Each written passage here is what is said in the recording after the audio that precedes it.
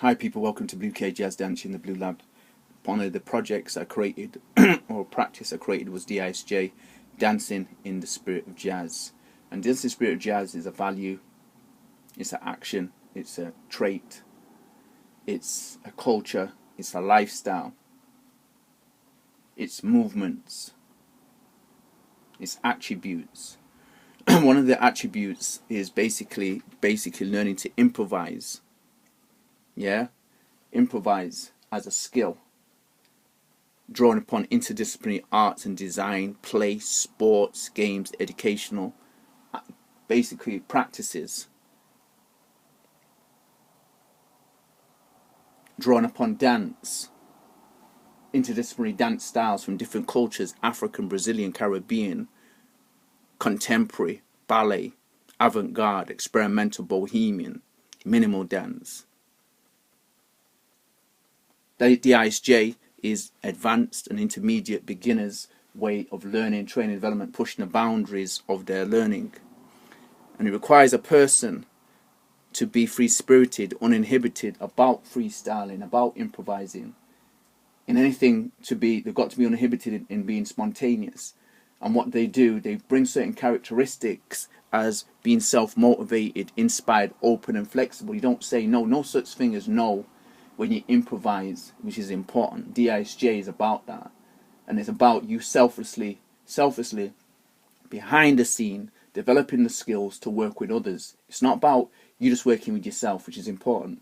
The jazz musicians work selflessly, self-taught themselves to do the learning that they could use when they met other people. And one most important, you learn to articulate what you're trying to do also. No confusion. This is what I'm doing. So that's why you put in selfless, self-learning, self-training to develop your practice and develop your ability to articulate what you're doing, which is important. And I use this practice, Dancing in the Spirit of Jazz, is what I identified to overseas students, is what I used in my development of Blue UK Jazz Dance and beyond. How I got into higher education was basically, or into leadership positions, was through this practice, because I diligently documented my development to show others. That's what I said, you must be able to articulate. So one of the key things as an artist, because I was into art and design as an individual, and I got told I'm better at speaking ideas and documenting ideas for other people to understand, that I use that practice. So if I'm doing a project with individuals, what I do, like I'm using the iPad here, I've got an idea, I want to do some writing on disj. What happens is I've documented it, just not just trying to say it to someone. Why? It offers me opportunity for reflection. So reflective writing, reflective documenting my ideas, and particularly as a person with special education needs, film became important to me, audio became important to me. So what happened, I could give someone an audio of what I was trying to do, ideas, and they could reflect on it. And it gave me an opportunity to reflect on it. And you're surprised how you learn so much through reflection, which is very important. So disj is part of that. disj leadership is about you documenting your leadership practice, the processes, the principles. Yeah, talking about what your principles are. So what happened for me, disj, I created a core mission statement, which is to promote the positive images and energy of my African culture, heritage, arts. But it's wider than that. African American, African European. It got wider. Do you understand? Why would I do that? Because what happened, I wanted to use my art forms in a wider way. I had a vision. I wanted to use my art forms in a wider way. But it wasn't a new vision. It's our rites of passage, African rites of passage. We use our arts as a vehicle to develop our personal development and our personal development skills. Do you understand? And our research and development skills, because people go on to do PhDs, to do masters. We use our arts here as a tool, as a vehicle, as an aid to develop the skills, develop the knowledge, develop the understanding. So you have life skills that come through being involved in projects. You have people skills that come in projects, and you need that, especially if you're a person who leads other people. Do you know what I'm saying? Or leads organizations. Then you have transferable skills. Do you understand? Then there's personal skills that a person needs to develop to lead other people, as well as lead their own self. If people got that. I got that from disj. Now disj type of learning is not new, but what happens is it's unique to every person depending where they live. Because what happened is basically it's disj, my social, physical, intellectual, cultural, emotional, spiritual, political, economic, technological environment and development. Say, for example, in my early learning years, I was living in the slums of Mossad. For someone else, they live in the slums. They were living in the slums of Dubai, for example, the slums of India, for example. There's two different types of living. Do you know what I'm saying? One, what you learn from living in the slums, you have to learn to improvise. But we come from it from a different place. Do you understand? You'll have coaches. So I talk about my parents were the first individuals to teach me disj learning. Dance in the spirit of jazz values, attitudes and behavior are known globally. So immediately when you meet two people around the world, people have an understanding of jazz, don't they? The blues. So the basis of creating music in jazz is the blues. If two people sit down and can play the blues, they can develop from that, because what they're going to do, they're going to improvise. And improvisation requires certain types of qualities, certain types of behaviors, certain types of traits to develop. You're expected as an improviser to be able to push the boundaries, and obviously it depends on the music, the genre of music, and this is why it's important. I'm talking, what was the last end of the jazz and its development, pushing the boundaries, was avant-garde. Free jazz was the last bit of that. Yeah? Pushing the boundaries. But the history of that was people was trying to seek their culture. So they started to seek the African culture, and they realized that African culture was in dissonant notes. So basically, people not understanding. People just the Africans were reclaiming their own culture that they'd lost. So some Africans fell in love with jazz because their music wasn't seen as dominant in the Western society or the Western world.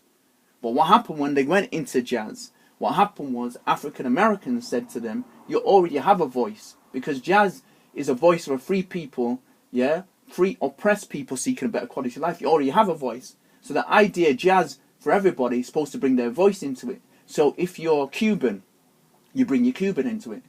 If you're an Eskimo, if you're Australian, bring your Australian into it. Drawing on the environment that you live. Yeah, tell your stories, because jazz is there to tell stories.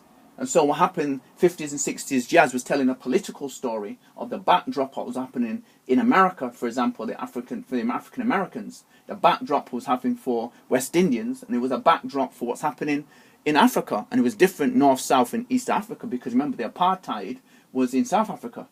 So where they were coming from was a whole different place, but that was registered in the music. To play the music, you have to have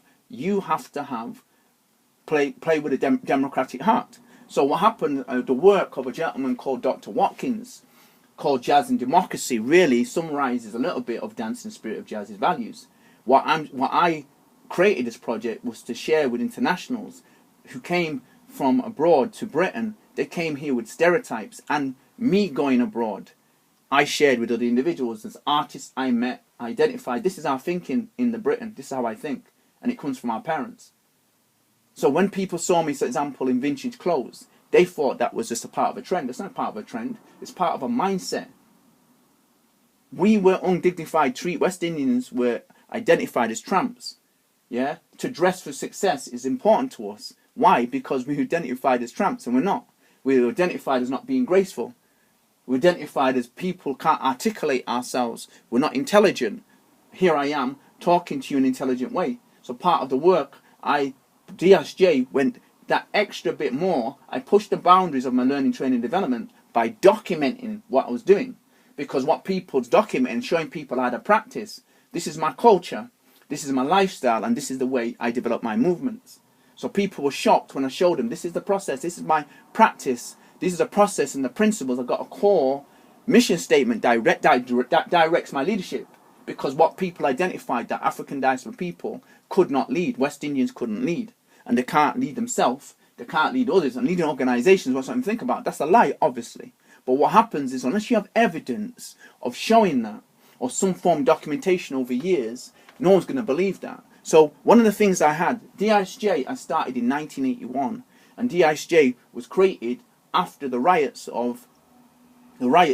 in the UK, and most importantly, what came after the riots majorly influenced it, which was the first ever international conference to do with black presence in Britain. And it came off the back of the riots.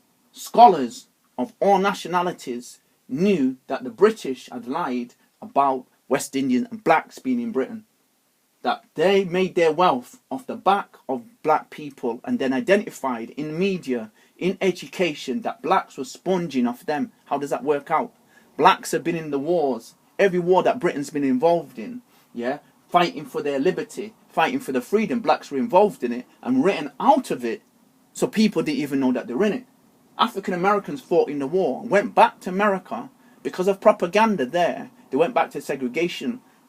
People did not know in the war, so people had medals. People thought they lied, so they weren't even honoured. You have to understand the significance. So scholars got sick of it and said, we're going to write on black people's presence in Britain. Do you understand? And so then books started to come out now. That changed people's mindset for them to have an understanding. Oh my word, black people have a legacy here. And black people are here long before certain white people are here, and contributing to the society on an unprecedented scale, socially, physically, intellectually, culturally, emotionally, spiritually, politically, economically, technologically, environmentally, and legally. Do you understand what I'm saying in this room here today? So basically what I'm doing at the moment, I'm reclaiming my legacy. What it was as an individual, a book was written on UK jazz dance scene. It's not a scene, it's UK jazz dance culture. I was written out of it. My brother was written out of it. My family was written out of it. The peers who were my partners and the dance groups I were in, written, and that's unacceptable to me because I contributed on an unprecedented scale to this art form in the UK, north, south, east and west.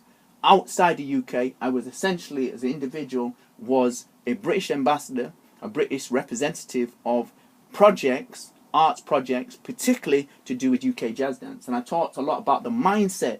Because you see, when they do art, people tell you, well, we got the art, we got the ideas from Leonardo da Vinci, he did this. So you know Leonardo da Vinci was a designer, yeah? But he was a serious designer, do you understand? He was into all types of, basically he was into interdisciplinary, looking at interdisciplinary arts. So he looked at design and engineering, he was into everything, yeah? And to be an artist in the 1500s, you looked at everything, cosmology, he was into all that.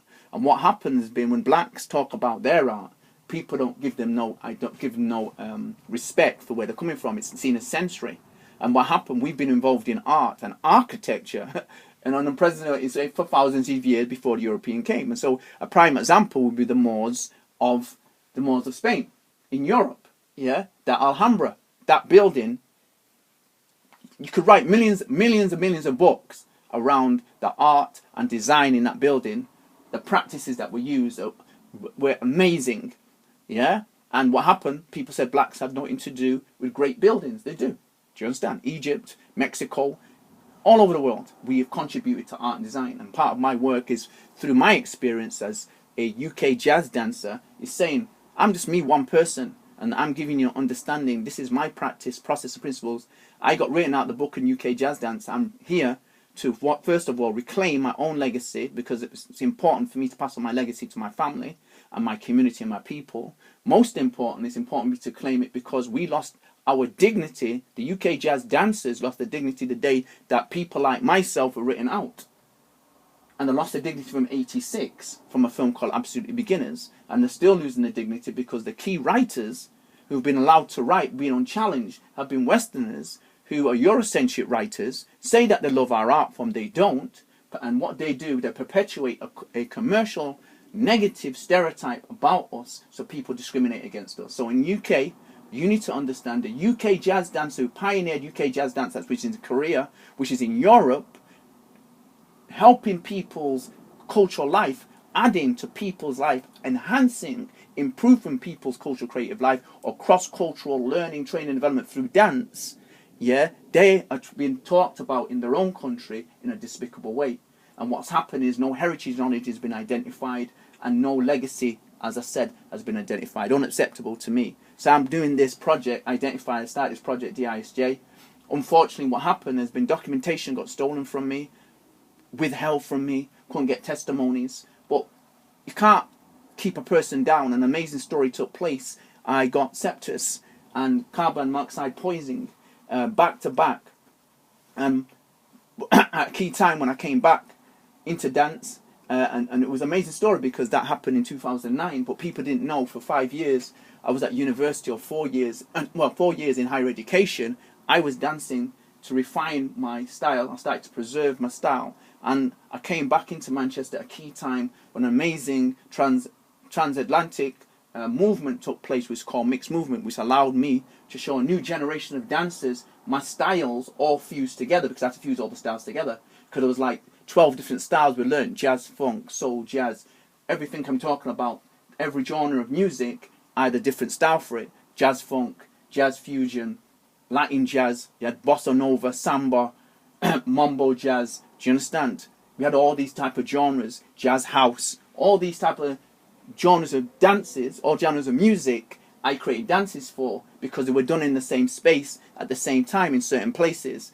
You know what I'm saying? Now they weren't being done, so I had to find a way how I want to keep these styles together. So basically I knew a way already, because in 1972 I merged the social dance styles into a character called the Adventures of the Swing Kid. Do you understand? So I took up that mantle again and decided I'm going to bring back the Adventures of the Swing Kid, also bring back my own programs, my own teaching. Part of that, talk about disj, which is basically fusion of dance styles. That's what disj does. It fuses cross-cultural dance styles, learning, thinking, music styles, art styles, theatre styles.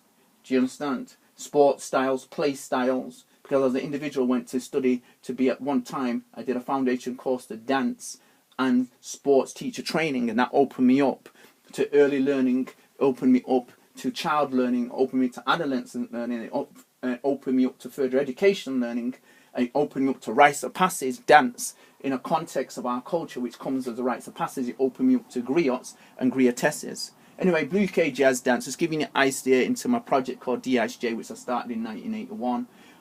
This is important because this gives people an insight, to have an opportunity to reflect. I'll be talking on a deeper level because I'm writing on it at this moment in time, and I'm going to reflect on this, what I've written. But what happens is I want to show people it's a lifestyle, it's part of my culture. I think about dancing in the spirit of jazz every day, something that was passed to me by my ancestors, by my parents, by my relatives, by my community. Think about jazz. Jazz didn't just happen in a vacuum. You hear me talk about dance, did not happen in a vacuum. It was influenced socially, physically, intellectually, culturally, emotionally, spiritually, politically, economically, technologically, environmentally, in a space and a place. My space, I was born in Moss Side, Manchester, 1964 to 1970 was my early learning, and that had a major impact on me. I didn't receive no discrimination in the slums. It's when I went to suburban school, that's when I first experienced discrimination, where there was a handful of blacks. Primary school, which is boys and girls, then I went to all boys secondary. There I faced extreme racism on an unprecedented scale, as one of the few in there. But as an individual, I faced violence. Most of my life I faced violence or some form of attack on me from others outside my cultures, or ill treatment because of my race. Because I look Jamaican, my dad's Jamaican, I'm Jamaican and Grenadian. Most importantly, where I've faced a lot of discrimination has been a person with special education needs. In higher education learning, I can talk a lot about that. I faced what is called double discrimination.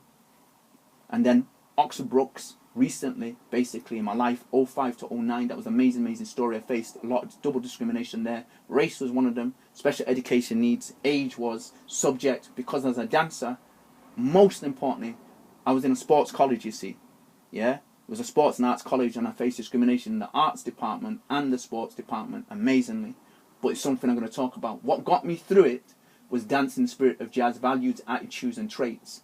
You have to have a positive mental attitude to survive anywhere in the world, and you have to have the ability to improvise. When things go wrong, which they did, unforeseen circumstances, you have the ability to create solutions on the spot sometimes, or through a sustainable strategic strategy, which I had.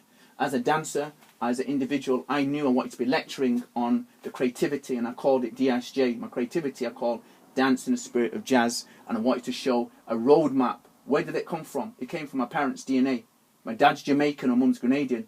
Because what people wrote, when I talk about my creativity, I talk about my dancing or my development as an artist, interdisciplinary artist, independent, interdisciplinary artist. People write my parents having nothing to do with it, and that was unacceptable to me. They write it off that my ancestors don't need to do it. I must have got it from Western society. I did not get UK jazz dance from Western society. It was something that evolved from the place that I originally came, which was Moss Side. First of all, foremost, I was in my mother's womb, and as a prenatal education, my musicality first started there. And if you see me as a dancer, you will identify one of the key things that people talk a lot about is my musicality when I dance. Yeah, my focus that I have as a person. I'm very upbeat, and what happens is you'll see that my parents and you see that my grandparents, you see photographs of them, despite their hardship and struggle, they're very optimistic and they're very focused, and it shows through photographs. So that's one of the key things why I started to collect photographs, and I'll show photographs of me a child. You see me happy, but when you look in my eyes, you see I'm focused, because we use the arts, dance and sports in our family as a vehicle to increase, enhance our confidence, to give us high self-esteem, to keep us alert. Blue UK Jazz, that's out.